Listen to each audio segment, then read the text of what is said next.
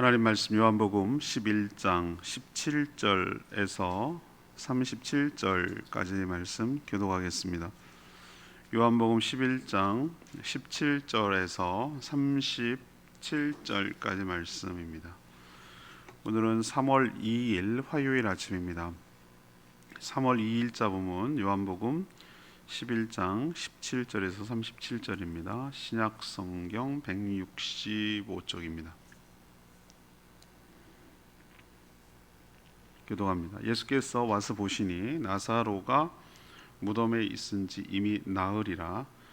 베다니는 예루살렘에서 가깝기가 한 오리쯤 되매 많은 유대인이 마르다와 마리아에게 그 오라비의 일로 위문하러 왔더니 마르다는 예수께서 오신다는 말을 듣고 곧 나가 맞이하되 마리아는 집에 앉았더라. 마르다가 예수께 여짜오되 주께서 여기 계셨더라면 내 오라비가 죽지 아니하였겠나이다. 그러나 나는 이제라도 주께서 무엇이든지 하나님께 구하시는 것을 하나님이 주실 줄을 아나이다. 예수께서 이르시되 내 오라비가 다시 살아나리라. 마르다가 이르되 마지막 날 부활 때에는 다시 살아날 줄을 내가 아나이다. 예수께서 이르시되 나는 부활이요 생명이니 나를 믿는 자는 죽어도 살겠고 무릇 살아서 나를 믿는 자는 영원히 죽지 아니하리니 이것을 내가 믿느냐. 이르되 주여 그러하외다. 주는 그리스도시요 세상에 오시는 하나님의 아들이신 줄 내가 믿나이다. 이 말을 하고 돌아가서 가만히 그 자매 마리아를 불러 말하되 선생님이 오셔서 너를 부르신다 하니 마리아가 이 말을 듣고 급히 일어나 예수께 나아가매 예수는 아직 마을로 들어오지 아니하시고 마르다가 맞이했던 곳에 그대로 계시더라. 마리아와 함께 집에 있어 위로하던 유대인들은 그가 급히 일어나 나가는 것을 보고 곡하러 무덤에 가는 줄로 생각하고 따라가더니 마리아가 예수 계신 곳에 가서 배웠고 그 발 아래 엎드려 이르되 주께서 여기 계셨더라면 내 오라비가 죽지 아니하였겠나이다 하더라. 예수께서 그가 우는 것과 또 함께 온 유대인들이 우는 것을 보시고 심령에 비통히 여기시고 불쌍히 여기사 이르시되 그를 어디 두었느냐. 이르되 주여 와서 보옵소서 하니 예수께서 눈물을 흘리시더라. 이에 유대인들이 말하되 보라 그가 얼마나 사랑하셨는가 하며 그 중 어떤 이는 말하되 맹인의 눈을 뜨게 한 이 사람이 그 사람은 죽지 않게 할 수 없었더냐 하더라. 아멘.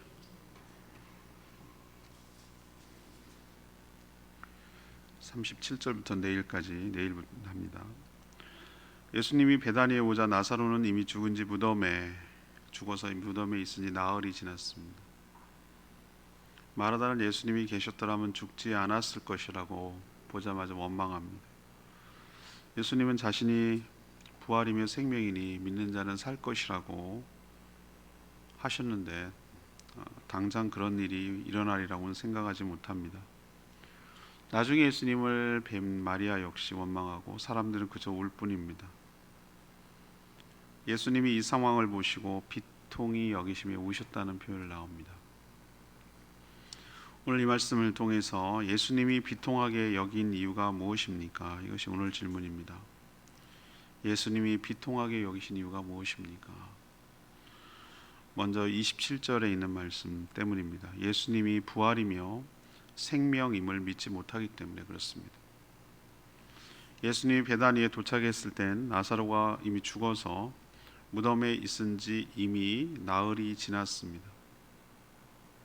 왜 이 시기를 강조하는 것이죠? 이미 늦게 오셨고 살기는 틀렸다라는 절망적인 상황을 보여주려고 이렇게 말하는 것이죠. 당장 죽어도 살려내기가 어려운데 죽어서 나흘이 지나고 수의를 동동동동 싸매가지고 무덤에 넣은 사람이 어떻게 살아나느냐. 인간이 처한 절망적인 상황을 이렇게 묘사하는 겁니다. 예수님을 마중 나온 마르다의 말에서도 느낄 수가 있습니다. 마르다는 예수님이 여기 계셨더라면 다시 말해서 오라비가 죽기 전에 있었더라면 오라비가 죽지 않았을 것입니다. 이 정도의 고백도 사실은 대단한 고백이죠. 그죠? 그 말 속에 뭐가 여러분 느껴지십니까? 주님 그렇게 사랑까지 보냈는데, 우리를 그렇게 사랑하시고 우리 딴에는 주님과 참 친밀한 관계라고 생각했는데 왜 일찍 오지 않으셔서 고쳐주지 않고 살려주지 않았습니까? 라는 그 원망이 그 안에 담겨 있는 것이에요. 우리도 이런 고백을 하고 이런 원망할 때가 얼마나 많은지 몰라요. 하나님이라면 할 수 있었잖아요. 하나님이면 이 문제 해결할 수 있잖아요. 근데 왜 안 해주시는 거예요? 라고 우리도 그럴 때가 있어요. 어제도 제가 말씀드렸지만 참새가 봉황의 뜻을 어떻게 알겠어요? 하나님이 더 깊은 우리의 유익을 위해서 일하고 계신 것을 어떻게 알겠어요? 제가 아는 어떤 분은 어머니 살려주시면 예수 믿겠다고. 근데 어머니 돌아가셨어요.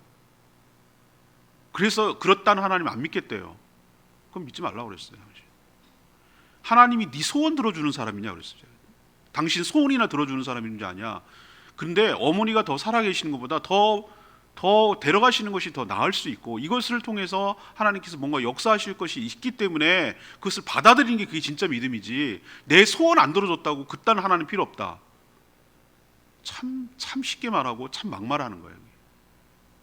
우리는 하나님 앞에 다 끝나고 천국에 갔을 때 모든 것이 다 종료됐을 때 하나님께 그때 밝히 알게 되고 깨닫게 될 날이 올 줄로 믿습니다. 다 몰라요. 우리 좀 제발 이해해서 믿으려고 하지 말고 믿음으로 이해하는 저와 여러분 되기를 소망합니다. 어떻게 마르다가 알겠어요? 예수님의 기쁜 뜻을. 왜 늦게 왔는지 알긴 하겠어요. 그리고 원망이 나는 것이지. 이해를 못하고 납득이 안 되니까, 자기 기준에서 그러니까 이런 원망이 나는 거예요. 좀 제발 눈을 떠서 이 수준을 뛰어넘는 눈과 믿음을 달라고 하나님께 간구하고 기도하는 저희들 되기를 원합니다. 사실 예수님이 현장에 안 계셨어도 얼마든지 고칠 수 있습니다. 여러분 기억나시죠? 왕의 신하의 아들이 병 걸려서 죽었을 때 가버나움에 없었어요, 현장에. 그렇지만 멀리 떨어지는 곳에서 말씀으로 고치신 줄로 믿습니다.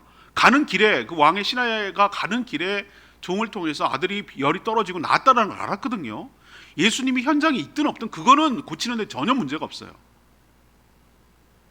다른 뜻이 있는 거예요. 오늘 우리는 다 알고 있잖아요. 이 기록을 전체 다 했기 때문에 의도적으로 늦게 오신 거예요. 의도적으로 이틀을 더 머물다가 지체하다가 오신 거예요.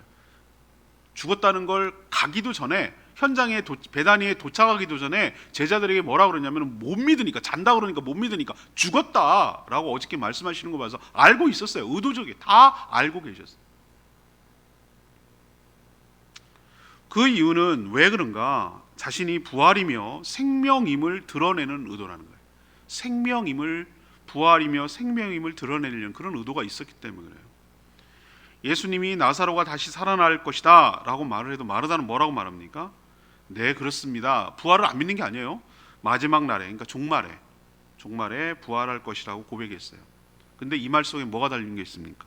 지금은 아니에요 라는 거죠. 예수님이 사람을 살려내고 생명을 주실 수 있는 분임을 여전히 모르고 있는 거예요. 죽으면 끝이라는 고정관념에 사로잡혀 있어요. 그러나 부활과 생명의 주인이신 예수 그리스도께서 명령하시면, 창세기 아무것도 없는 곳에서 명령하셨을 때 새로운 생명이 창조되었듯이, 나는 부활이요 생명이라는 말이 무슨 뜻인지 여러분은 이해를 하셔야 돼요. 생명의 주관자가 되시고, 생명을 다룰 수 있는, 주었다 뺏었다 할 수 있는 주관자가 되시고, 부활의 능력자가 되시고, 사람을 살려냈다가 죽였다 할 수 있는 이 능력자가 되신다는 그분이 바로 예수 그리스도라는 것을 이해를 못할 때 이런 대답밖에 할 수가 없는 것이죠. 이런 원망밖에 할 수 없는 것이죠. 예수님이 왜 비통히 여기셨습니까?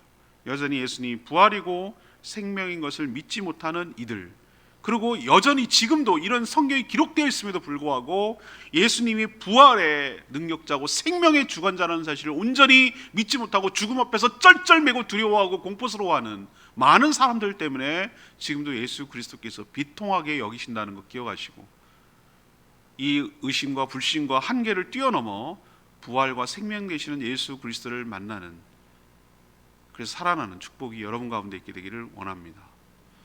두 번째, 왜 비통하셨을까? 33절 있는 말씀대로 죽음을 당하면 함께 울어줄 뿐 무기력하기 때문에 그렇습니다. 예수님이 오셨을 때 마리아는 집에 머물러 있었어요. 언니 마르다가 예수님이 오셨다는 말을 듣고서야 집에서 나와 예수님을 맞이했습니다. 그러나 언니와 입이라도 맞춘 듯 똑같은 말로 예수님을 원망하는 거예요.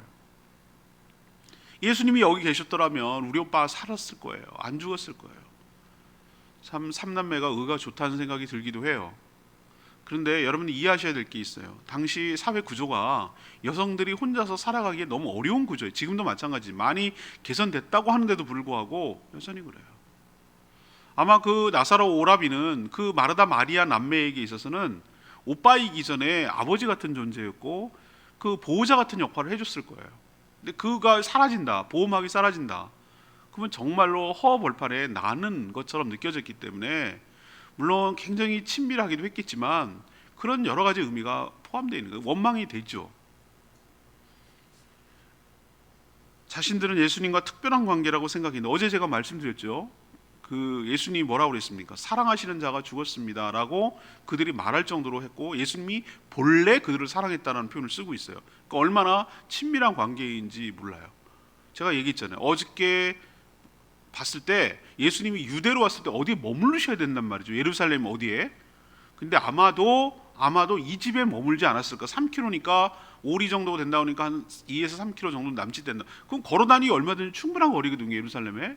거기에 아마 기거하지 않았을까? 그래서 정말 특별하게 아끼고 사랑하던 관계 아니었을까? 예수님이 어디 있는지 소문을 듣고 사람을 보낼 정도로 계속 네트워크가 돼 있다는 것은 그만큼 친밀하다는 거거든요. 그런 어떤 것에 대한 원망이 마리아의 말 속에도 들어있어요.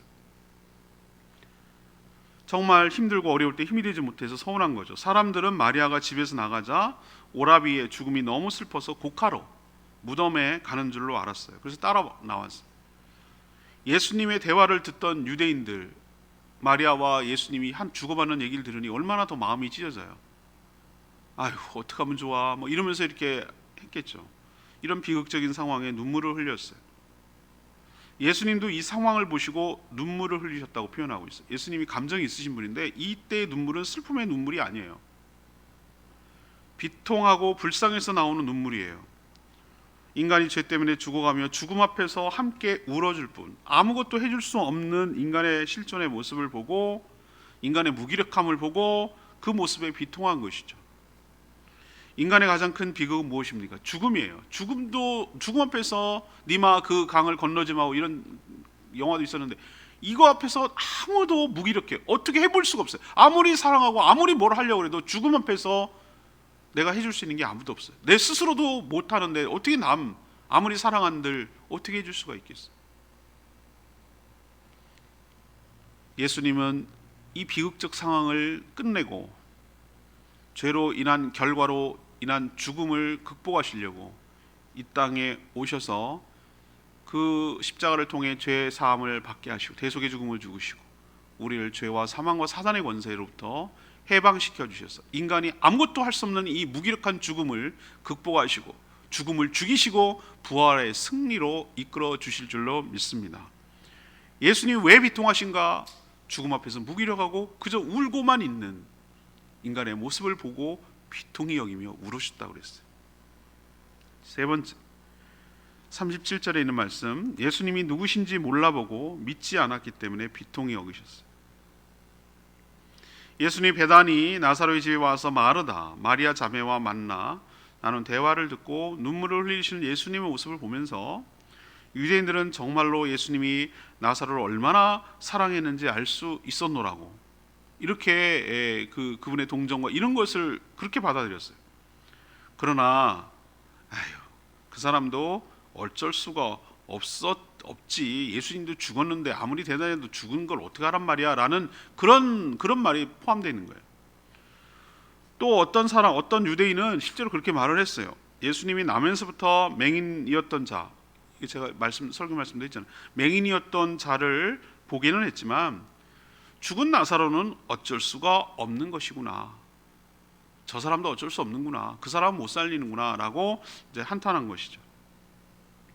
예수라는 자가 맹인을 고쳐준 것도 대단하지만 죽음 앞에서는 아무것도 할 수 없는 한계를 드러낸다라는 식으로 예수님에 대해서 얘기하는 거예요. 이처럼 여전히 예수 그리스도가 자신이 누구인지를 몰라보고 불신하는 그들의 모습 때문에 예수님은 비통하셨어요.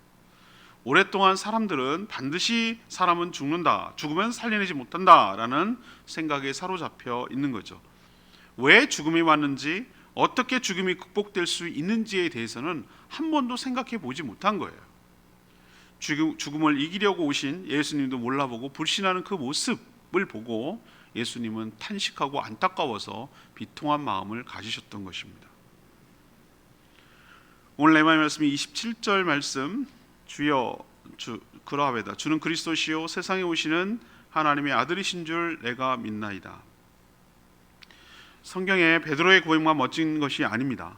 사실 마르다도 베드로 못지않게 정확한 신앙 고백을 했어요. 예수님이 하나님의 아들이고 그리스도라는 사실을 정확하게 알고 믿고 있어요. 마지막 날의 심판과 부활도 그녀는 믿고 있어요. 그러나 그녀에게 부족한 것은 이 모든 것이 예수님이 계신 지금이 아니라 마지막 종말 때에 그런 일이 있을 거라고 생각을 한 것이에요. 예수님을 믿는 자는 오늘 예수님이 말씀하셨어요. 나는 부활이요 생명이니, 25, 26절. 나를 믿는 자는 죽어도 살겠고, 이건 부활의 관계는. 살아서 나를 믿는 자는 뭐하리라? 영원히 죽지 아니하리니 그랬어요. 부활은, 제가 부활절에도 이런 표현을 썼는데, 부활은 미래형이기도 하고 현재형이기도 합니다. 미래형이라고 제가 말씀드리는 것은 마르다의 고백처럼 먼 훗날 모든 것들이 다시 살아나서 다시 부활해서 영원히 살 몸으로 바뀌어져서 천국에서 주님과 함께 영원히 살게 될 줄로 믿습니다. 그렇지만 동시에 오늘 라사로를 살린 것처럼 우리의 죽었던 심령들, 죽었던 환경들, 살았다고 말할 수 없는 여러 가지 절망적인 상황들까지도 주님이 말씀하시면, 주님의 생명이 되신, 부활 되시고 생명 되신 그분이 명령하시면 다시 살아나는 역사가 있게 될 줄로 믿습니다. 그게 부활의 현재성이란 말이에요. 우리도 너무 힘들고 어려우면 내가 요즘 사는 게 아니야 이렇게 말하는 거죠. 난 죽었다는 거죠. 실제로 보면 거의 죽은 거나 진배 없이 살아가는 사람들이 얼마나 많은지 몰라요. 경제적으로 파산해서 살아가기요, 관계가 모두 끊어져서 외톨이로 지내고, 모든 사회적 관계와 인간관계가 끊어져서 힘들게 살아가는 사람도 있고, 건강이 완전히 상해서 같이 있을 수가 없는, 혼자 있을 수밖에 없는 사람이 있고, 그런 수많은 절망적인 살았지만 죽었다고밖에 표현을 못하는 그런 갇혀서 지내는 사람들이 얼마나 많은지 몰라요. 그러나 주님을 만나면, 부활과 생명 되시는 그분을 만나면 먼 미래에 살아나는 것이 아니라 그분이 명령하시면 지금이라도 그 절망적인, 죽음 같은 절망 같은 상황에 있어도 해결되고 헤어나오고 살아나오는 놀라운 역사가 있게 될 줄로 믿습니다. 오늘 질문이 뭐였습니까? 예수님 비통히 여기는 이유 세 가지를 말씀드렸죠. 예수님이 부활이며 생명임을 믿지 못하는 이 상황을 보고, 두 번째는 죽음을 당하면 함께 울어줄 뿐 너무나 죽음 앞에 무기력한 인간들의 모습을 보고, 또 여전히 예수님이 누구신지를 몰라보고 믿지 않는 이 사람들을 보고 주님의 마음이 아프고 속상하셨던 것이, 우리는 이제 알고 있으니 그렇지 않게 살아가는 저와 여러분 되기를 원합니다. 오늘 말씀 붙들고 기도하기 전에 찬양지 140장 예수의 이름으로 나는 일어서리라, 이 찬양 부른 후에 기도하겠습니다. 찬양지 140장입니다.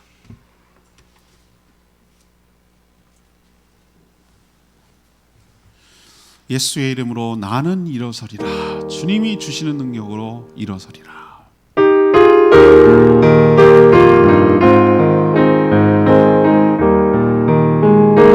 예수의 이름으로, 예수의 이름으로 나는 일어서리라.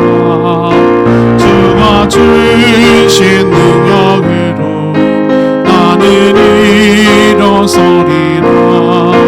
원수가 날 향해 와도 쓰러지지 않으리. 주가 주시는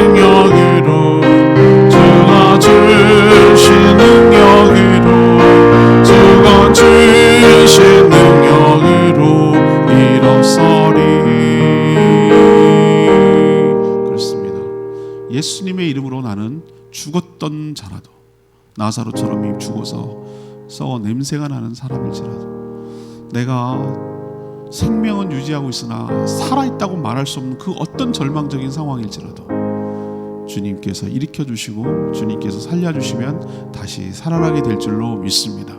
부활은 먼 훗날의 종말에 일어나는 일이 아니라 지금도 부활과 생명 되시는 그분의 영역에 속해 있고, 그분이 명령하시면 다시 소생하고 살아나는 놀라운 역사가 있게 될 줄로 믿습니다.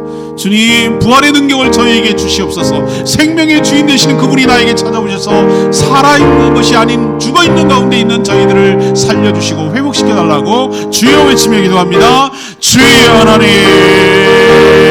주의 이름으로 하늘이 일어서리라. 주가 주신 능력으로 하늘이 일어서리라. 원수가 날 향해 와도 쓰러지지 않으리.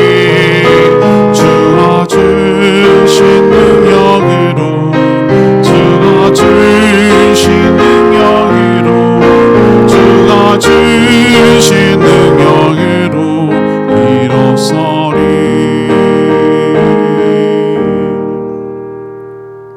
하나님, 예수님이 지금도 비통히 여기시며 불쌍히 여기시는 줄 압니다. 지금도 달라지지 않았기 때문입니다. 여전히 예수님이 부활이며 생명임을 믿지 못합니다. 부활을 종말에 일어날 일로만 여깁니다. 예수님을 믿는 자는 이미 죽지 않고 영원히 살아가게 됨을 믿습니다. 예수님이 인간의 가장 큰 적인 죽음을 죽이려고 이 땅에 오셨음을 믿습니다. 저희들이 예수 그리스도를 알아보고 믿게 하여 주시옵소서. 예수님에게 질병은 물론 죽음까지도 힘을 입고 굴복함을 믿게 하여 주시옵소서. 예수님께서 부활이며 생명임을 깨닫게 하고 믿게 하여 주시옵소서. 오늘도 간구하는 모든 기도 주님께서 들어주시고, 특별히 새학년 새학기를 맞아서 개학과 입학을 하는 모든 자녀들 주님께서 보살펴 주시고, 또 1년 동안 학업 또 학교 생활을 통해서 더 점점 단단하게 자라나갈 수 있도록 축복하여 주시고, 하나님께서 좋은 선생님과 친구들 붙여주시고, 또 신앙생활 잃지 않도록 하나님께서 섬세하게 인도해 주시옵소서.